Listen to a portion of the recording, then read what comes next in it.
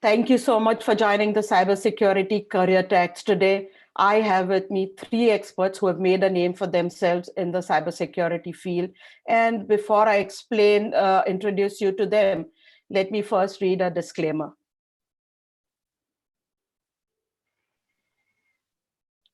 The views expressed in this presentation and during the session are personal opinions of the participants and do not reflect the official policy or position of their respective employers. This discussion is a volunteer-led effort to contribute to the profession and pay forward the many kindnesses and instances of support and guidance that the participants have received in the course of their career. So the first participant and expert on this talk is Chris Dozier, and he brings years of experience in application development, security, and risk management. Chris has led many development teams throughout his career, and he currently maintains CISSP, CSSLP, and CCSK certifications, in addition to a Master's of Science in Risk in Information Assurance. Throughout his career, Chris has focused on developing and training teams in secure by design methodologies. Thank you so much for joining us today, Chris. Thank you. Nice to meet everyone. Our second expert today is Mescher, and Mescher is a cybersecurity professional. He's always curious and loves to tinker. He believes there's nothing that can't be broken or improved upon. Over the last 2 decades, Matt has solved problems and reduced risk within retail, finance, and telecommunications companies. And he has CISA, CISSP, CRISC, PMP. And his background and education is, he has a bachelor's degree of Bachelor's in Science of IT and Master's in Business Administration, as well as Master's of Science in Cybersecurity and Network Defense. Thank you so much for joining us and volunteering for this, Matt. Thank you, and great to meet everyone. Okay. Prabha joins us from Mescher, which is very close to me. And Prabha is a strong information security and risk management leader with varied experience who thrives in an ever-changing agile environment. She has deep knowledge in security, cloud,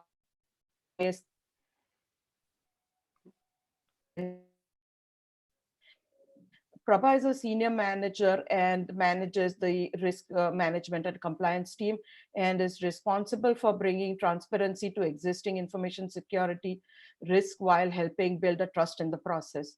Prabha has active CISSP and Security Plus set certifications, and she has a master's in information security. Thank you so much for joining, Prabha. And a little about me. I'm a risk management professional, and I help companies launch profitable products and services by managing technology risk and business risk. I hold multiple certifications in the IT security, audit, and fraud domains, and I'm certified public accountant licensed to practice in the state of New Jersey. In addition, I have 2 patents. One is for generating a graphical password, and the other one is establishing an alternate call path using short-range wireless technology. And I'm the co-founder and president of ISC Squared New Jersey chapter. Our agenda for today is an overview of IT risk management roles, what is compliance and risk management career paths, education and experience, certifications and training, and tips for newcomers to the field, or tips for somebody who is trying to transition into a IT risk management role.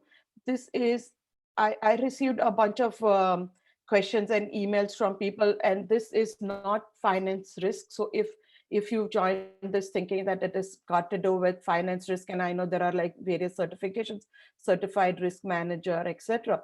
But we are going to talk about IT risk and how to manage risk in a technical environment. So Matt, can you walk us through the overview of risk management? Sure, happy to. So when we're talking about different types of reviews, I generally think of things like a network review, application or system review, maybe a physical review, either on-prem or third-party cloud reviews, depending on the type of environment that either the corporation is looking to expand into or support, or if they're looking to augment their current technology stack. Let's see, risk in the information security and compliance text. Depending on the type of environment, just getting some background feedback there. Yes, I just muted it. Thank you. Oh, no problem. Thank you. So generally what I look at is, first, what are the corporate policies? What are the corporate requirements? Lately, there's a strong focus on personally identifiable information. You have GDPR. You also have the California Consumer Protection Act, or the CCPA, that defines requirements around PII, or personally identifiable information. You also have federal requirements, depending on what type of business or operation your company operates in. You also have legal requirements, either defined by your company or onto the third party as you're working on an agreement with a third party. What does the IT security risk job entail? I look at a lot of it as building a relationship. With security risk, a lot of it is understanding the corporate need, working with your business partners, also understanding your technology stack.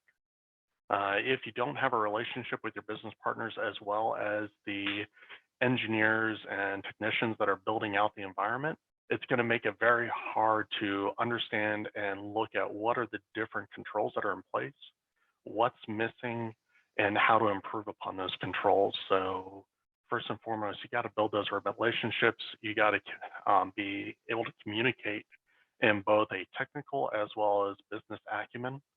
I also look at being able to pay attention to detail, asking questions. And the questions, you want to make sure they're relevant to what you're trying to investigate. And also having the comfort of being able to bring other experts that may not be in your comfort level or in your domain, also to assist you with an assessment. So a lot of it is, starting from the beginning, looking throughout the entire scope, and then also pulling back information and identifying where there could be risk to your company. How to launch your IT security risk career. Yeah, we'll talk about that. We'll talk about that, Sure. Matt. Thank you so much. No problem. And Chris, would you like to? Yes. Chris, would you like to talk about how risk and compliance impacts all aspects of the business? Sure, absolutely. Well, typically when we think about compliance, most people tend to think of, compliance in general areas, such as SOX, relative to financial compliance and other parts of business compliance and, PCI compliance. But a lot of this, actually, there's a lot of IT security that actually folds along with that and runs parallel with it. At the end of the day, we also, we always care about confidentiality, integrity, and availability. The ISC squared triad, we're all familiar with it.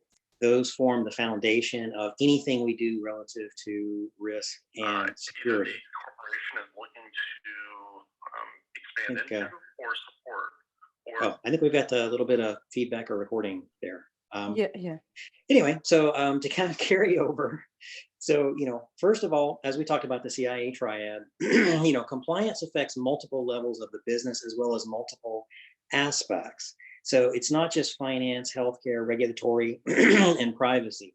These things, in times, compliance talks about a mixture of these things and how you're using information. I think all too often people think that compliance means I'm encrypting a piece of information or I'm securing a system over here.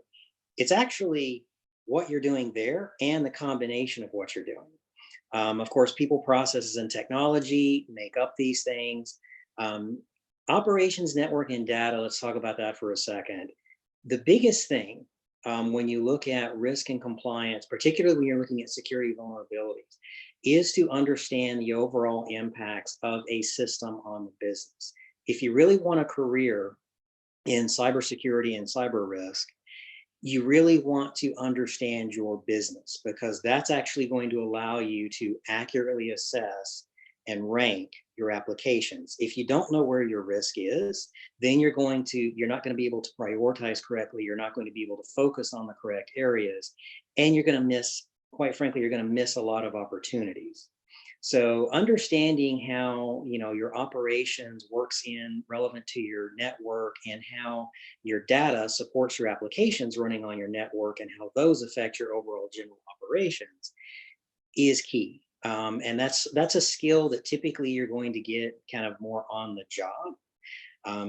A lot of the other things that we see on this slide, we can kind of gather, but the lower two blocks, understanding people, processes, and technology, and understanding your operations, network, and data, those are very much on the job. So it's important to recognize that it's not all about technical skills, and your skills are going to evolve over time. Okay, now we are going to talk about how what a day in the life of a IT security risk analyst looks like. And I would like Prabha to walk us through. Thank you, Niloufer.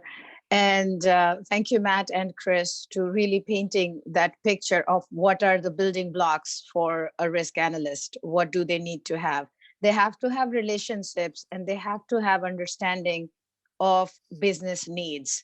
And that actually are the fundamentals that define how the day in the life of an IT security analyst will unfold, pretty much. So an IT security risk analyst is working across the company, different components, different processes.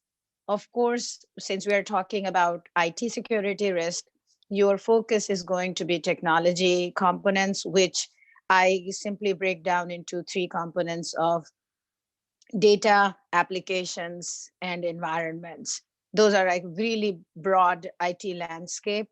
So as an IT security risk analyst, you are walking those landscapes, assessing and looking at the controls that are existing, testing them, sampling them, walking through some of those evidences on an ongoing basis. So one of the essential characteristics, I would say, for a successful IT security analyst is the agility.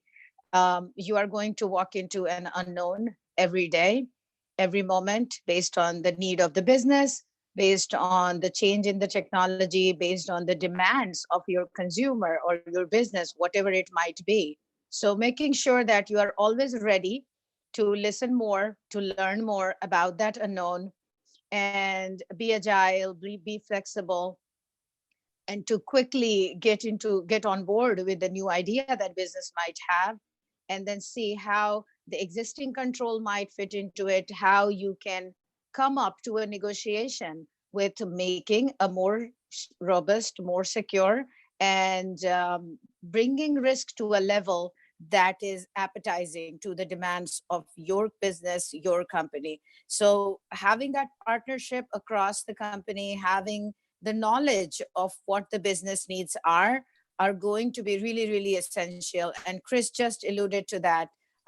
Yes, technology is important, but it is not everything that you need to know, because you are constantly evolving, you're constantly learning, constantly adjusting, and keeping your eyes right on the overall risk and the risk appetite of the company is really, really essential. So the day in life of an IT security analyst, like I said, is very, very exciting and ever changing. And yeah, you get to wear lots of different hats, and you learn a lot.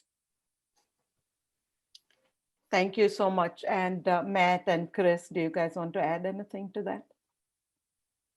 Sure. I think, as we've alluded to, and as Prabha pointed out, very important to kind of reach beyond just your initial organization or department. As an IT risk analyst, as you're learning about different areas of the business, start to explore how those components actually fit together.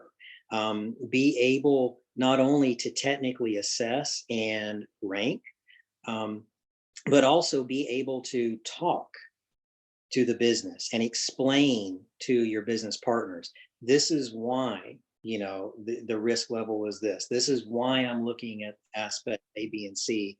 And this is overall, you know, kind of the state of your portfolio or the state of your organization. If you can do that, if you can talk and explain your risk, then you can help the organization to better protect. Because at the end of the day, although we spend a majority of our time in securing company assets, we do have to spend a little bit of time selling security so that our leadership actually understands how important it is. And in order for them to understand how important it is, they need to be able to rank and basically bring in, you know, from an aspect of their risk appetite, they need to be able to rank their assets based on their appetite and based on the knowledge that you're going to provide. Thank you so much. Makes sense. Matt, I'm sure you have something to share as well. The only thing I may add into that as well, and you know, Prabha and Chris have already laid a very strong foundation. Hard to add much more to it. The only thing I might suggest is also be comfortable escalating when you need to.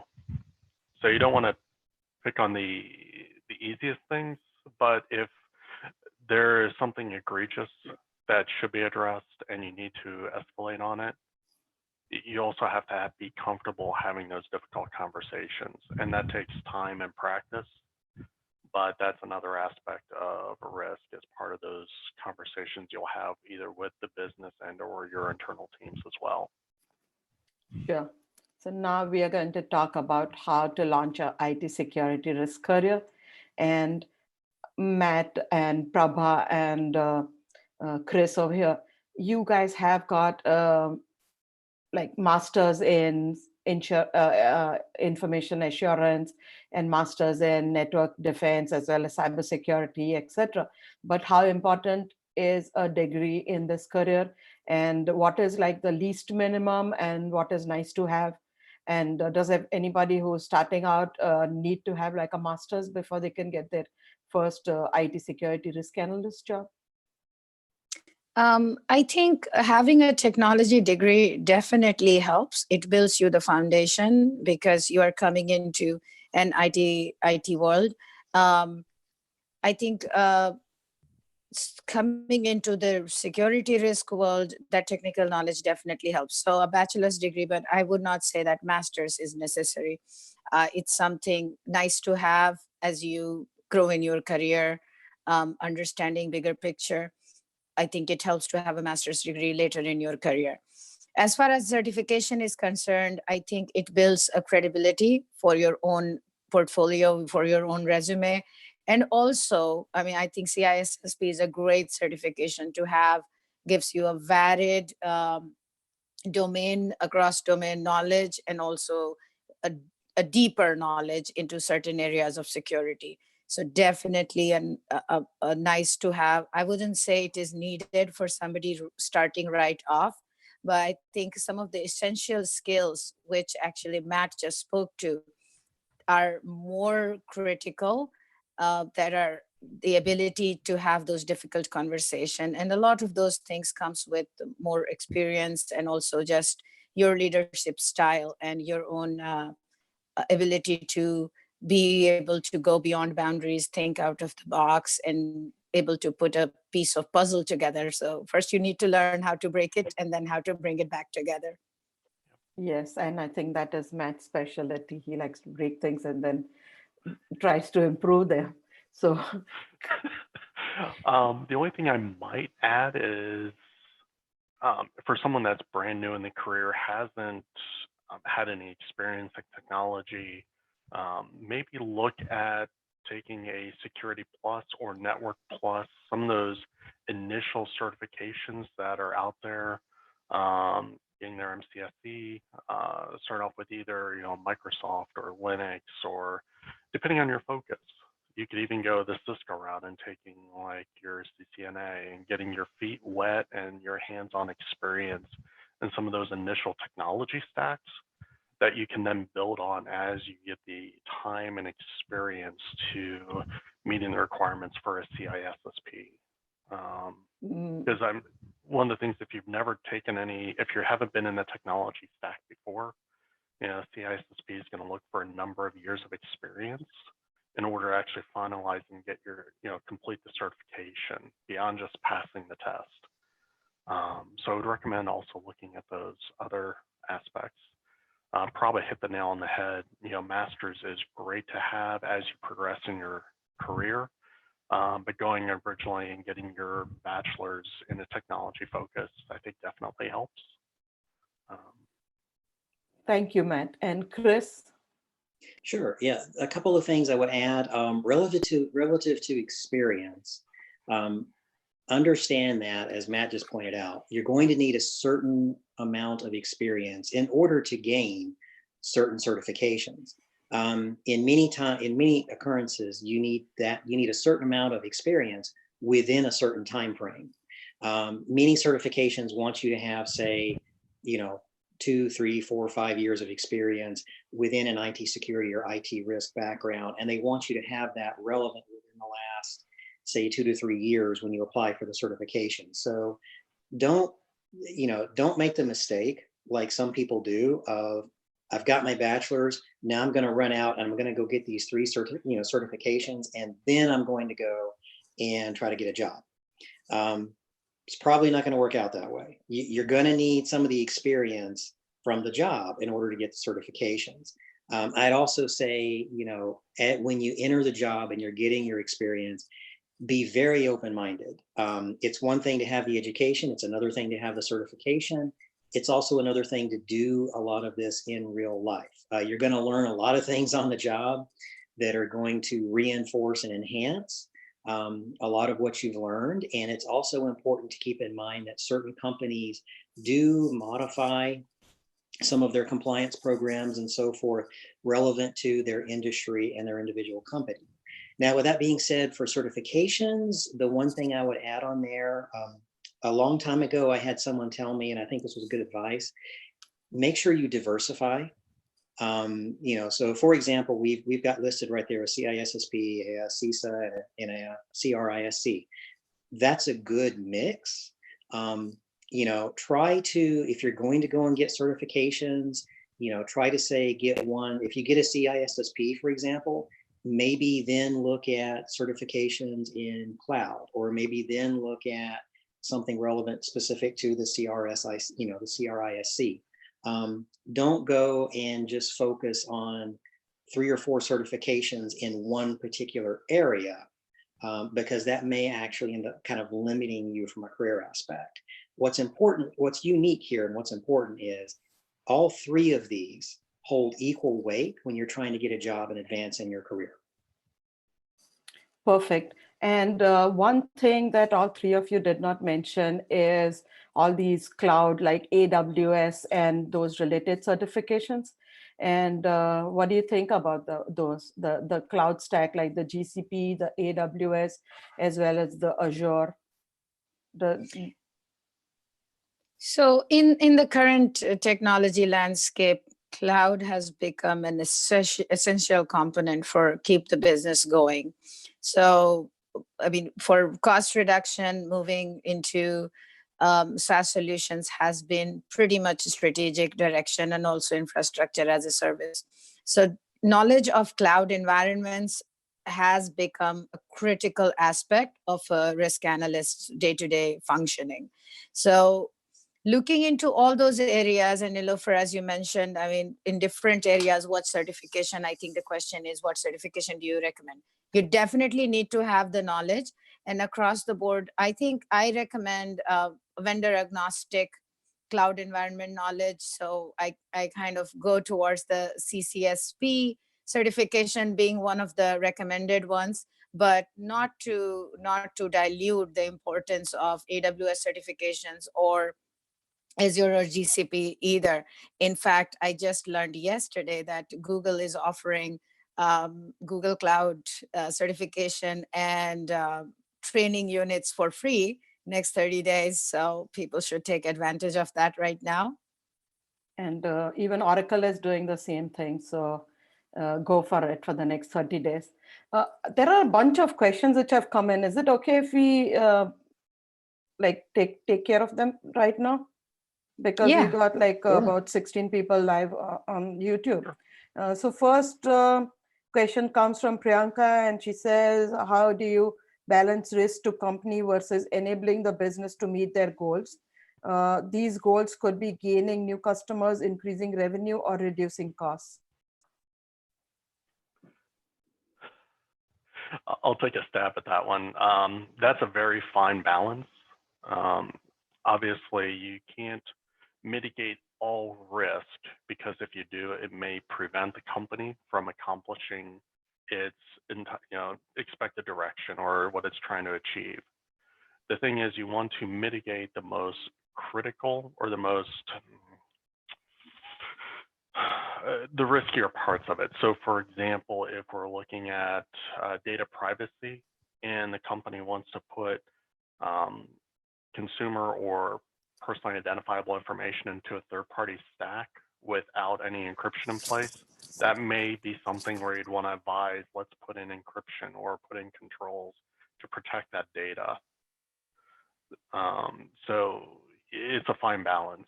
And the other aspect of this is you're also looking at how do you enable the business by also reducing the amount of risk if they have any type of federal requirements or government requirements for protection, whatever they're trying to accomplish.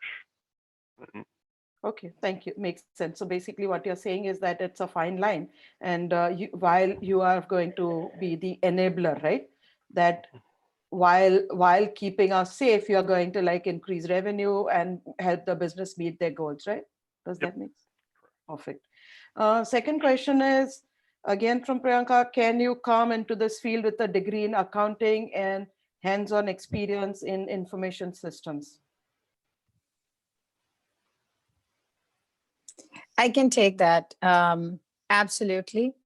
Knowledge of accounting and finance definitely plays a role in building you up for some of those business-driven conversation and the revenue, because ultimately the numbers are going to play a key role on overall risk. You might know everything about technology, but if you cannot translate that in the terms of revenue and how it's going to affect the bottom line, you are not going to be able to justify the risk and the numbers associated with them. So you can definitely take that, although like we discussed earlier, if you are looking into an IT security risk career, you do want to make additional investment into gathering some technical skills. Some of those certifications can help, but certainly there is a career path. Perfect. And so this leads right into our third question by Reena, who says which certification is most important. So I know we talked about CSSP, CRISC, we talked about the importance to have Security Plus, etc. But Chris, what do you want to? I think it really depends on where you want to go in your career. So let's use a couple of examples with this, because there are many certifications out there, correct? So we have a CISSP. A CISSP is a fantastic certification. It will give you a general overview of various aspects of IT security. A CISSP is also typically a minimum requirement for someone who wants to move towards a management or leadership level within an IT InfoSec organization. Now let's look at other certifications outside of that. So we mentioned cloud. So you heard Prabha talk about the CCSP. So if we're looking at cloud certification, obviously that is important. But if you're going, for example, if your career path is, if you're really, really interested primarily in a lot of application software development, coding, you really want to, get your hands into code reviews, things like that, you might want to look at a CSSLP, which is relevant to the secure software lifecycle development, because that's going to take you in further into actual code reviews, working with development teams and helping them to basically build a secure CI/CD pipeline. It's going to involve some cloud. You can then do a cloud certification and add it on top of that. But I think what's really important is to, first of all, understand where you want to go, the areas that you're interested in, understand your strengths. Are you more of, for example, with us, Matt's more of a network person. I'm obviously coming from an application development background. Know your strengths, know the path. I would suggest following where where your passion is, go where you're going to be most happy, relevant to that. And then look at the certifications that involve your career. And when you look at the certifications, as we mentioned earlier, I would start to look at certifications that I could get relevant to my current experience. And then I would build upon that, if that makes sense. Don't just go and take a test and then you have to wait 2 or 3 years to apply for the certification. Look at certifications that are commensurate with your current experience. That way you get, for lack of a better term, you get the biggest bang for the buck, right? Because you want to be relevant and you want to be, certainly mobile in your career. So it's going to be important to make sure that you've aligned things and you've positioned yourself for success. Perfect, thank you.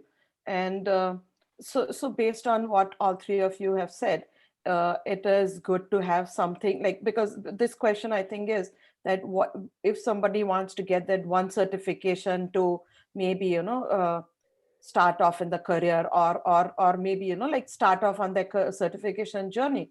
What you said is that certify with like on technologies or on maybe tech stack as well as on knowledge that you have currently. And then you can like build up knowledge and get enough experience to like take your CISSP, right, Chris? Yes, absolutely. And one thing to add there, don't be afraid of business, or quote unquote, what some people would consider administrative type certifications. Your IT certifications are going to be one thing. Having certifications in areas of the business, we've talked about accounting earlier. You heard Prabha talk about many of the benefits and coming from accounting. Those will always help you. There is a lack, I think, of IT related professionals, not just IT security, but IT in general. There has always been a lack of professionals in IT who do not have enough business acumen and business skills to accurately bridge these gaps between the business and operations and information technology. So these are always good things to have. And as we talked about earlier, diversify your portfolio. Don't just stick with all your certifications or AWS or all your certifications or one technology or all your certifications or cloud. Diversify it so you've got more flexibility. Sure. Thanks. That is really good. And just to put in a plug, next week we are going to talk with two people, Eugene Liang and Richard Foltek.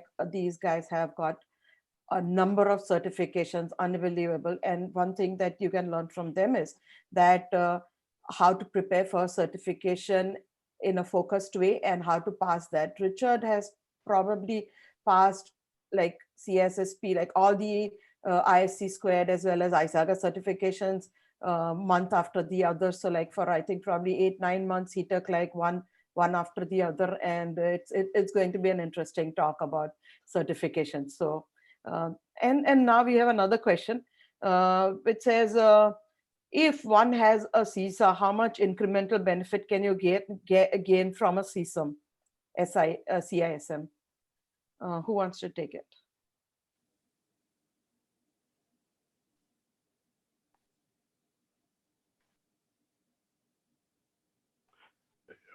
Niloufer, you said what was the incremental knowledge you'll gain from a CISM? No. So if one has a CISA, CISA, how much incremental benefit can you gain from a CISM? Like you have like, they are both from ISACA, right? So you have like a certified information security auditor, and then what will you gain by taking the certified information security manager exam? Gotcha.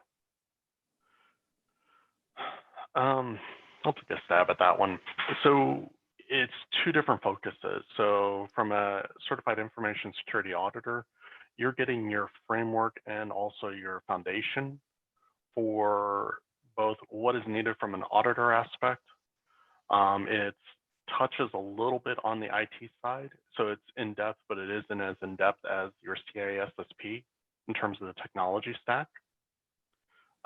It touches on your project management background, so it looks for, do you have skills and basically being able to talk about project management methodologies. Again, it's more high level, but it does focus a little bit on it. It also focuses on your ability to communicate, effectively with the client that you're doing the audit of. When you're talking about the Certified Information Security Manager, it's taken that and it's taken a step back from a direct auditor, but more in terms of managing your teams, communicating with the auditors, knowing how to elevate or escalate, providing guidance to the teams. So from a scope, if you're new in the career, maybe go with your CISA, get your feet wet, doing actual technical audits or finance audits, or whatever the business needs you to do, and then move into the CISM when you're looking to take that next step into a management role. Okay, thank you. Now this question is, I think this is from Kumda, and how can college kids start their career in IT security? So this is like for somebody who is trying to start out new, and what should they do? So maybe internships. Can you talk about how you got your first job, or maybe like? Sure. Go ahead. So thank you, Chris. I think for a new college graduate, and I had an opportunity to see few college graduates in last 5-6 years who took that career path, and definitely coming out from an engineering degree, computer science degree will be your foundation. While you are in your college, you are in the program, working towards keeping that attitude of breaking things and fixing things and putting it together, taking any opportunity of internship you can around those type of projects, volunteering for them. There are many opportunities to attend hacking boot camps, hackathons, and all those sorts of things are available. So that kind of gives you that foundation. As you get into the career, and it depends, like within security, it can vary a lot. Are you looking to become a white hat? Are you really looking to become one of those people in the threat management center? Or are you looking for IT security risk kind of role? I will speak to being focused security risk here is that you build your foundation with those volunteering opportunities, with internship and all that while you are in the college. As a career, regardless of where your first break is, because that's not a lot of choice you might have, but you can actually take that opportunity and continue to build upon it if you are looking for a security risk career. I know students who came with a computer science degree and did a lot of hackathons and were very successful, but started off in, let's say, digital marketing, and built upon, worked on their certifications in security, and then landed a position 4 or 5 years later in that area. There were also students who went into finance group. There were students who went into plain straight coding, application teams developing programs, testing, or in QA team. So it's really varied, as long as you continue your focus. And to what Chris just said, what do you really want to do? It's a path. And in the risk area, it's always a mix that you will build up on any skill that you learn along the way. So I would leave at that. And Chris, I think you have something to add there. Sure. Yeah, no, I think you did an excellent job of nailing it. Just to kind of add on to all of that, it is about, as we said before, it is about positioning yourself for success. I know many application developers, and I was one of these myself. I actually started as an app developer. And then over time, I was able to position myself and move more towards app security.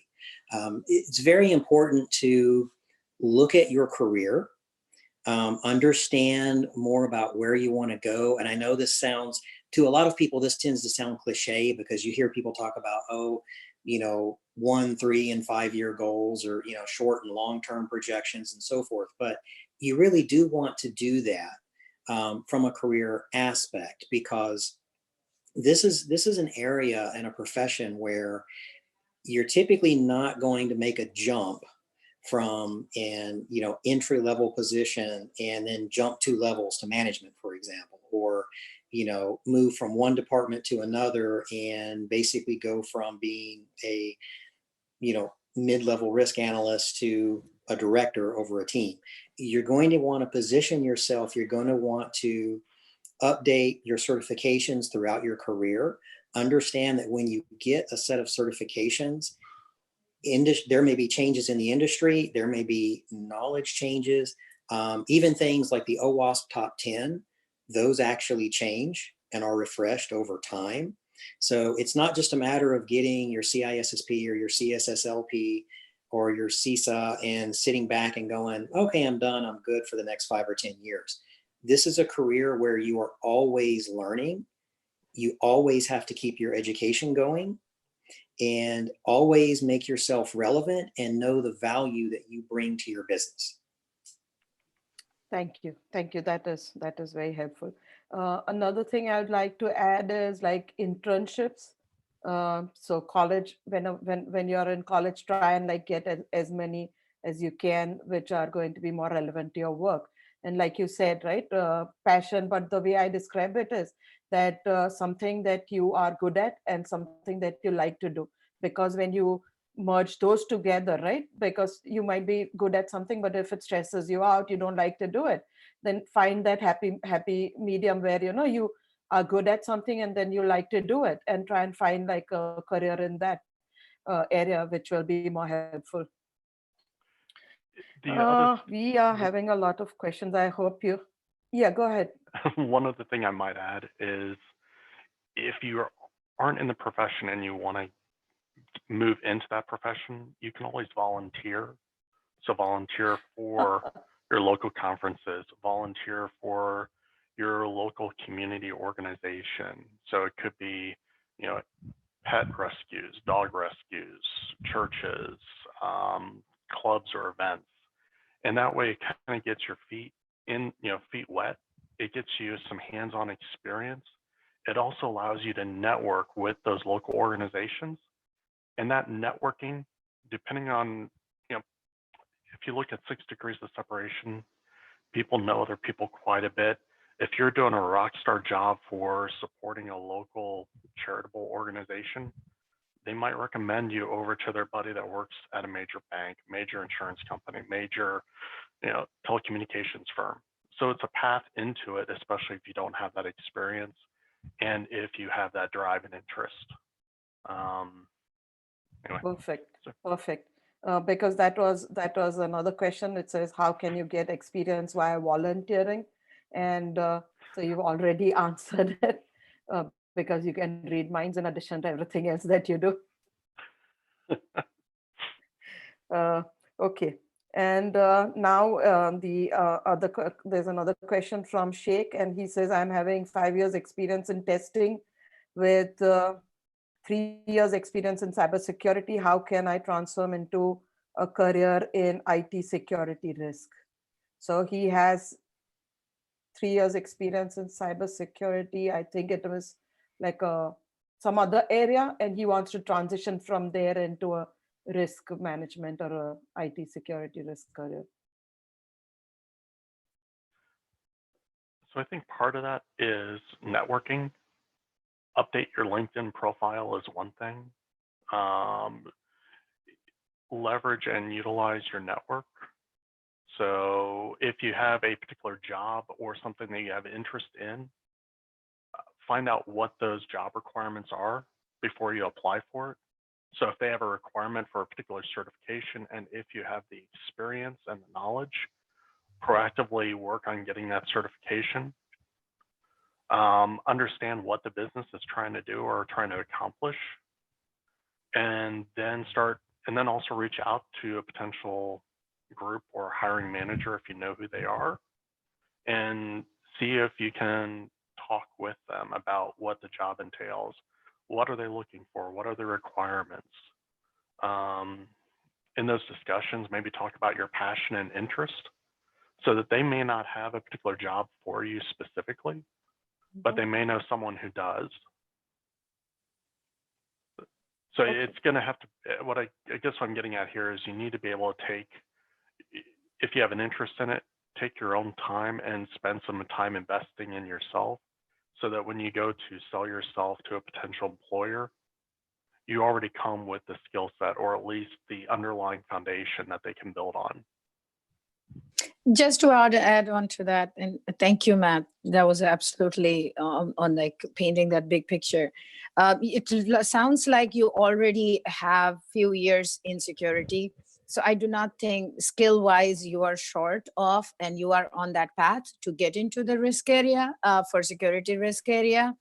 And the fundamentals would be to build your brand and to have your vision and be able to tell your story. I think that's where you would like to focus when you update your resume, when you update your LinkedIn profile, when you meet people to talk about it. Being able to not be into the weeds of a technology and talk about that nitty-gritty. I mean, you have to be there, but then bringing it a notch up and connect the dots to business, and to connect the dots with actual consumer and speak a story from end to end is going to be really essential, because that's the key ingredient of a risk analyst. Okay, thank you so much, Prabha. And I think we need to move on. We will take the rest of the questions in a bit, but let's move on to our next. Okay, so basically education, experience, these are required. Let's focus on, we've already spoken about education and what is required, etc.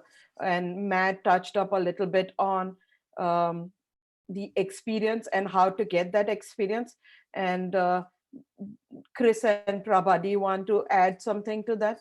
Because there are questions like, what if I don't have a technical background? What if I'm coming from an accounting career or an accounting field, and I'm making a lateral move to IT security risk? Or there is another question which says that, what if I'm a software developer? And maybe Chris, you can probably talk about that. And so it's a question is from Deepa, and she said that she has a career in software development and she wants to make a move into the IT risk area. Sure. If you're already in software development, then the easiest thing is to start understanding the risk in your own environment, start positioning yourself within your organization as kind of a, lead, point of contact, subject matter expert relative to managing risk within your own organization's portfolio. That is exactly what happened to me. I was actually managing a technical group, and the company that I was with at the time began using secure code scanning software, such as Fortify or Checkmarks and other things of that nature. And we were one of the first teams. I actually volunteered my team. I had a couple of developers who also volunteered to learn to install the tools, configure them. And before we knew it, I was the point person in my organization, where we actually ended up creating a position where I was doing risk assessments and security reviews for my entire organization, not just the applications that my team built. This is something that's relatively easy to do if you're already in the software arena. One of the bigger challenges with IT risk is shadow IT. So if you happen to be in a position where you are shadow IT, and you can basically control your risk, and, for lack of a better term, legitimize you know, a lot of what you're doing and bring your organization underneath the standardization of the global IT infrastructure, that's going to be huge in moving it forward. So that's the easiest way to do it, though, from a software application development is, again, you know, look at your own portfolio, begin managing your own risk. And it's very important that you're vocal. You know, we've talked about networking. We talked about, you know, networking is very important. But one of the things that you want to do within your organization, you heard Matt say earlier, you know, talk to other managers, talk to your existing leadership, and start to highlight the areas of risk and security in your career and your job functions that you're doing. Now, in addition to that, we talked about, what if I don't have a technical background? If you don't have a technical background, that is okay. And it does help, and it will help. It will definitely help in achieving certifications. It will help in advancement, but it is something that you can gain over time. From a technical aspect, let's say you're looking at a CSSLP. You don't have to know how to code, okay? But you do have to understand the software development lifecycle. You have to understand the stages that code goes through. You do have to understand from a general architecture standpoint, that applications, you know, you're going to have an application, a database, you're going to have a network. You have to understand the areas, the technical areas that you're going to focus on when you're doing risk assessments. That doesn't necessarily mean that you're going to be able to, you know, calculate, you know, IPs, or go in and apply a patch, or understand specifically how to harden the server. But you do need to understand that part of securing an IT process is server hardening and what those things entail. And from that, I'll relay to Prabha or Matt to add on, since we're all three kind of coming from different aspects. Sure. Prabha, do you So- want to? Yeah. please. Yes, actually, I mean, I just want to add a word of caution here, since we talked about, hey, talk to your management, hey, look at your portfolio, and hey, network is, since we are all risk managers at the core, know the risk and understand your audience always. When you are speaking to your management, when you are looking at your portfolio and speak risk for it, make sure that you translate it in terms of what management considers risk. Knowing company's risk appetite is very essential for your own success. We can really burn ourselves badly if we get attached to certain component of risk and get vested into it, and it does not really connect to what business considers the risk. And you can really shine and outshine if you know what is the risk appetite of the company, where that product is going, and how much of it is actually a negotiable risk or not.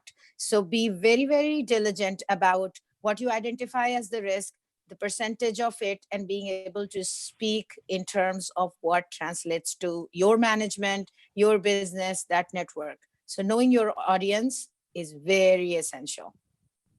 Okay, thank you so much. I have a question now from Gagan, and he is looking for advice on what kind of role fits well for somebody who's had 15 years of experience as a Unix admin. And out of that, he's got like 5 years management focusing on Unix platform hardening, vulnerability management, and identity management.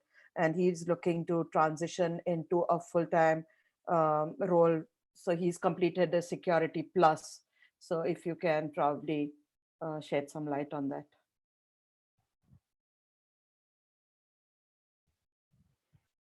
Well, I know one thing that, you know, in our environment right now, there's a huge need for mainframe security. There's a huge need to understand, you know, particularly utilizing the technologies that he's in right now.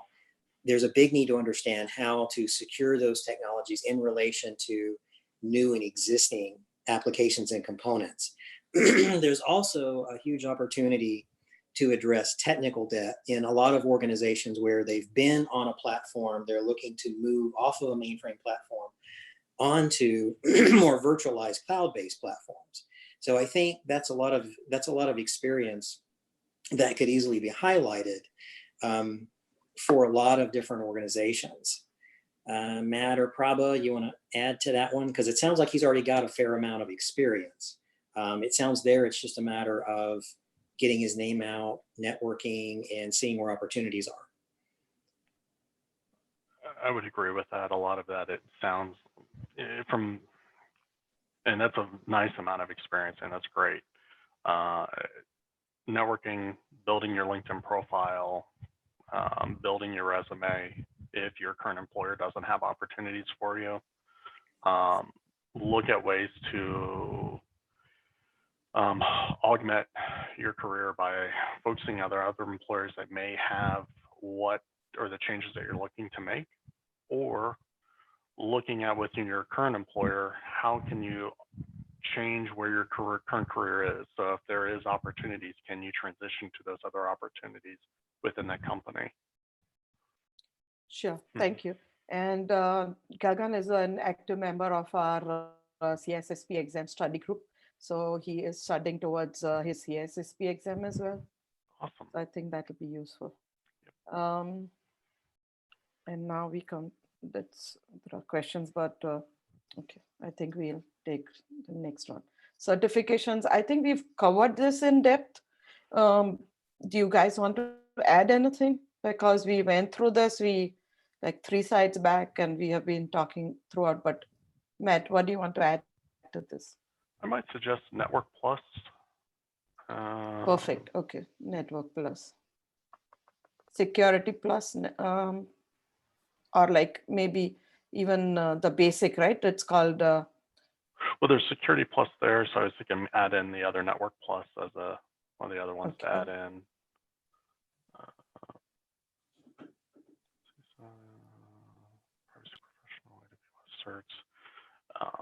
You might want to add in your Google Cloud as well as your certifications. And now they are like nice to have, right? Like all these, as we've had this in-depth discussion, certifications are nice to have, but they need to, like you need to maybe show people what you know, and not something which is aspirational. Like suppose you have no experience and you've given your CISSP certificate exam, right? Yes, this is definitely an area where your certifications, your education, and your experience, all 3 hold equal weight. Okay, perfect. Thank you. Okay, there are other questions, but let's move on. So these are like typical career paths, but Chris, I want to know what your career path was. Sure, absolutely. So, I was closer to what you see across the bottom with IT support, engineer, and analyst. I actually started out as an application developer. I'm not going to date myself. Let's just say that I built applications that automated Lotus Notes, WordPerfect, and Q&A. Initially, many of you probably don't know what those are, and that's okay because they were a long time ago, back in the 90s. But starting out as an application developer, moved into, of course, as web-based applications started becoming popular, worked myself up from being a developer to managing teams, got involved with application security from an aspect that the majority of our applications we built were for the finance teams. So in the company that I was with at the time, one of the applications I had a majority of PCI data back when PCI compliance began to become a new thing. And at the, a little around that same time, SOX was becoming very big. So we began getting very interested and very tied in with compliance efforts. One of the things I would say with this career is this is very important because you do want to watch at what's coming up on the horizon. So for example, today we have GDPR. We've got the California Consumer Privacy Act. These are all things that, 4 years ago, it wasn't necessarily directly on everyone's radar. Today they are. This is a career where you constantly want to be looking forward. And that's exactly what I did with my career. We were one of the first applications to be PCI compliant. We had one of the first applications where we implemented at the time RSA methodology encryption, where we utilized multiple key management. We were one of the first groups to implement secure code scanning software within our .NET IDE. These are all things that, as you do these things, these elevated me more and more into a security role. So I literally transitioned myself from a traditional application development role into a application security role. And that kind of is what helped launch me. Perfect. So basically what you're saying is that volunteer and take on more responsibilities. And does that sound right? Well, yes, it's a part of it's taking on the additional responsibilities, but it's more of being proactive. The more proactive you are, the better your career is going to be. IT security risk is one of those things where, you know, we want to minimize risk, which basically means we don't want to be reactive. You know, we don't want to react after something's happened, right? We want to shift left and basically put things in place that prevent things from happening. So the more proactive you can be, and the more, you know, you heard Matt talk about, you know, talking to your hiring manager, network, things of this nature. Again, if you are not in a security organization, partner with the security organization. Reach out to the security organization. Let them know what you're doing. That's exactly what I did. When I reached out to the security organization years ago, we found out that they were trying to obtain the same security code scan software that we already had. So the existing security team at the time then went to my team to actually help them establish baselines. So, you know, these are the things that you'll do that will basically bridge between where you are and where you want to go. Sure, thanks. And Prabha, what do you want to add? Your career path or experience? Yes, absolutely. Because I had a very different career path. Of course, right out of college, I started as developer, but then I worked more into a strategy group at a bank, a merger and acquisition type of company, managing really IT components of pieces to bring the puzzle together for as we merged. We constantly more than 100 mergers within 2 years. I'm very proud of that. And so really coming into from all those different type of experiences, and then having the technology background. And then I worked in a governance group where worked a lot on compliance for offshore, export control, outsourcing requirements, and environment for securing data. And that channeled me into the security, actually. So all those mix of experiences from a very different aspects. And that's why when somebody asked if I can come in when I am in accounting, absolutely you can, because wherever you are, in whichever component of the business you are building a foundation, you are building a piece that you will be able to speak to when you come into the security risk world. You will be able to translate that one piece for business. So you fill that gap. So that was pretty much how my trajectory unfolded into security. So their technology, strategy, business strategy, mergers, acquisition, again, very business heavy technical role, and coming into compliance, offshore outsourcing world into security and the risk. Thank you so much. Thank you so much. And Matt, can you share? So I started off originally building and configuring computers for a marketing communications firm. And from there, I then moved over into a network / telecommunications / sysadmin type role for a retail firm where it was very much on a shoestring budget. So you really had to come up with inventive ways of keeping the business working while also meeting business requirements. So I got to work with different technologies and make them work together. And this was really early in my career. And through that, it also pushed more project management methodologies and running teams, running efforts. Through that, I transitioned into implementing some PCI compliance changes. So making network upgrades to achieve PCI compliance for, across a global organization.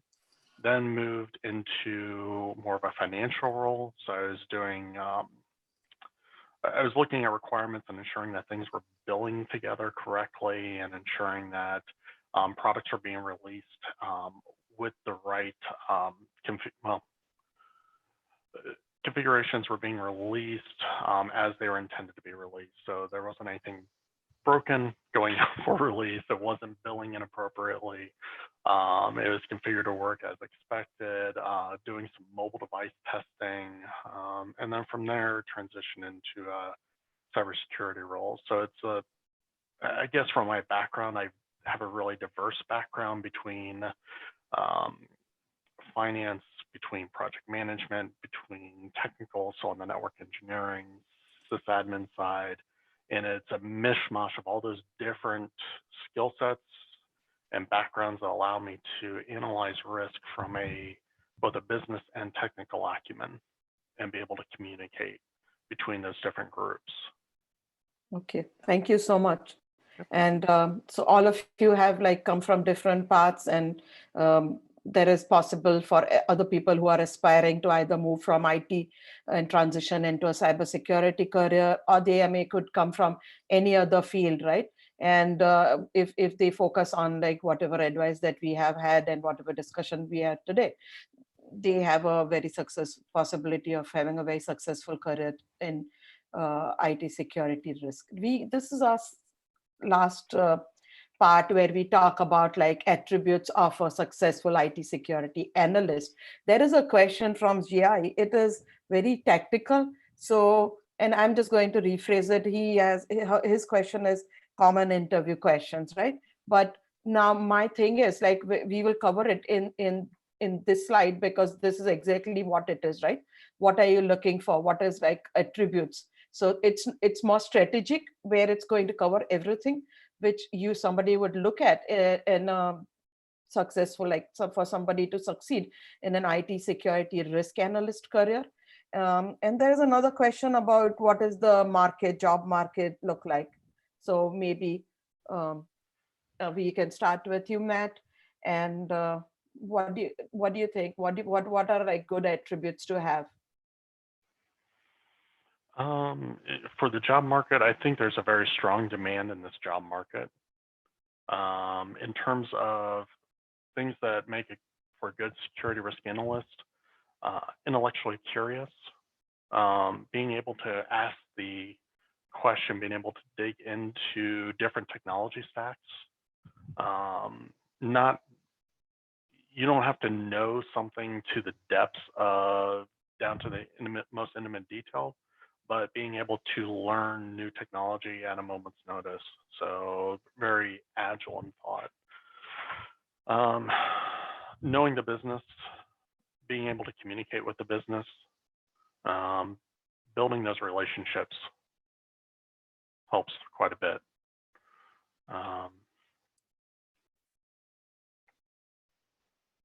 And what is one thing that you'd say, okay, I'm definitely going to hire this person, or one unique skill that somebody would, and I know it could not be one thing, but something that sets a person apart from others? So for me, there's a lot of information that can be spelled on a resume, but I really want to understand who the person is, what they're interested in, what makes them excited. I want them to be able to sell to me who they are. I can read their resume at any time and get a pretty good understanding of their, what education they have, what their technical acumen is. But I want to understand more about what they are going to bring to the table. So I think it's their personality, it's their interest, it's their energy. Sure. Thank you. And Prabha, Yes, I want to add, you have a pretty comprehensive list right there. One thing I want to add is being comfortable with being wrong once in a while is also an essential skill, because you are not going to be 100% right on the risk that you identify. And yes, you put in a lot of time in that detail. You were very thorough. You asked all the right question. And then it could be even harder to hear from business or whoever say, by the way, I don't care and you are wrong. So being able to be comfortable with that is definitely one of the skills. Thank you, Prabha. But I just want to, this slide is not created by me. It is created by Nita Autaramani, and I want to give her credit. So she put this together and so she said, oh, these are the like human element. And she mentioned, she's put down like a quote which says, know yourself, know what the job entails. There's nothing worse than getting what you want only to find out it is not what you really want, or you're not good fit for that kind of a job. So I feel that, she has summed everything up in a very good way over there. Chris, what do you want to add to this? Yes, the one thing I would add on is, research the organization and or company where you're looking to get the position. Know and be able to clearly communicate how you would apply your skill set to solve issues for that company and organization. As you guys heard, you heard Matt and Prabha talk about people bringing skills to the table. And as you heard Matt highlight, everyone brings skills. It's all in how you can communicate and utilize those skills. So it's really about the benefit you're going to bring to the company, as well as understanding the benefit that you're going to gain from being a part of the company and or organization. You're not necessarily looking for a job. You're really looking for something that's going to augment and enrich your career and help you move forward. So you're really building more of a relationship versus simply trying to pass a 30-minute or 1-hour interview. Okay, makes sense. Thanks. And what is one thing that you want to see on a resume, and what is one thing that you really don't want to see? For myself, I really, one of the things that really stands out with me for resumes is when I see challenges highlighted. I like seeing where a person's had a challenge in their career and they've clearly defined what they did to address that challenge. It is really about more how a person is reacting into a situation and applying their skills and experience versus just telling me all the positive achievements that they've made. So, challenges and how they've overcome them, those are big things. That's one big thing I look for in a resume. Okay, thank you so much. And thank you so much for your time today. I know you guys are extremely busy and weekend is very limited for all of us, but thank you so much for joining today, paying it forward to the community. And we have like around 16, 17 people on our live stream today. So you are making a difference to everyone. This is important. And thanks. So I'll just now terminate the live stream. We have this tips for newcomers in transition or people in transition. Do you guys want to add anything? Let's see. I think we've pretty much covered most of this. I know we have. So that's why I was just. Prabha, come on. Yes, I really wish them luck. And like we said, kind of build yourself up. Don't discount any experience that you are going to get. Don't discount any interaction. You can have it with it's not that you will meet somebody from your management and you will learn. You might actually learn a lot from your peers. You might actually learn a lot from people who are really entering into the team. So don't discount any opportunity. Take advantage of every interaction that you're going to have. Be comfortable with criticism, being comfortable with awkward moments, and good luck. Thank you. Thanks. Matt. I really don't have anything to add here. This is awesome. Okay, Chris, you? Yeah, don't really, I think we've pretty much covered it. As Prabha said, though, good luck to everyone. If you do find that you get turned down for one position or whatever, always know that, one door closed always leads to another one open. So, don't be discouraged, keep moving through. The one thing I would say is don't try to exaggerate your skills. Be as honest and, as honest and upfront as possible in your resume as well as in your interview processes, and you will end up, where you want to go. Thank you. Thank you. That is very important. Another thing that I want to add is don't take no for an answer. No means like just not yet, or maybe not no is for that. And don't let like struggles and challenges trip you up, and don't give up.